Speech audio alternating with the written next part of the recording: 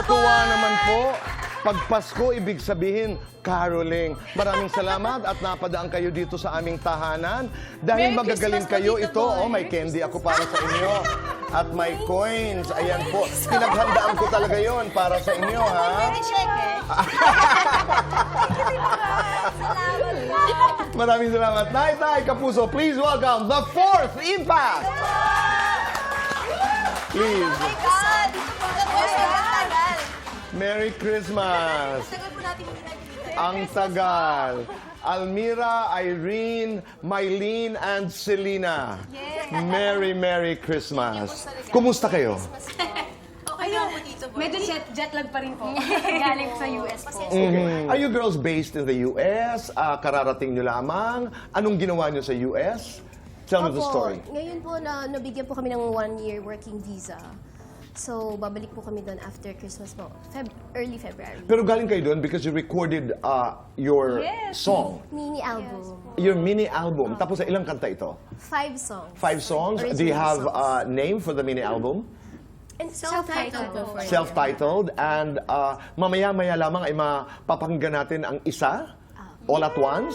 Yes. Pwede? Mamaya? Latest single Okay. po namin. Pero Tito Boy, may reason po kasi bakit po kami pumunta ng US. Bakit? Siguro po sa mga nakanood, yung napanood nyo nga po sa YouTube Yeah, channel na. that video, oo. Irene. Kasi po last year, ang dami po nangyari as sa group namin. And parang sa mga nakanood po, talaga nag-breakdown kami dun sa video namin sa YouTube na gusto na namin mag-give up talaga. Bakit? Pagod na rin po kami dito po. Siguro po, Pagod kayo? Oo, naman ito magpaiyak. Oo. No, that's okay. We want to know the story. Kasi hindi na lang ako. ayoko pong maging plastic sa inyo na magtago pa ulit. Na the reason po na pupunta kami sa US kasi gusto po namin mag-try doon. Kasi we've been trying here sa Philippines pero parang wala pong nangyayari talaga. Parang paulit-ulit na lang na para kami nagbe-beg na pwede po ba sabihin to pero pwede po ba sabihin? No, that's okay. It's painful. Nagbe-beg kayo dito sa sarili niyong bayan. Go ahead. Parang masakit lang po sa amin kasi di po namin alam kung kailangan po ba namin ulit na maging malaki sa ibang bansa ulit para tanggapin po kami dito ulit sa Pinas.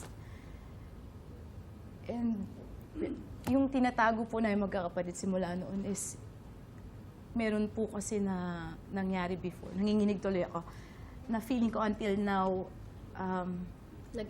nag-effect pa rin po sa career. Can you share with us that story? Anong nangyari dati na hanggang ngayon may epekto sa inyo? Parang that created trauma? I mean, Yung bata po kasi kami, Tito Boy, may big management po kami na nagtiwala sa amin and meron lang pong misunderstanding. So kami po magkakapatid ay, yun po, umalis na po kami sa management na yun. So parang na bad talk, may tawag po dun yun, parang na trash talk kami sa lahat ng industry, management.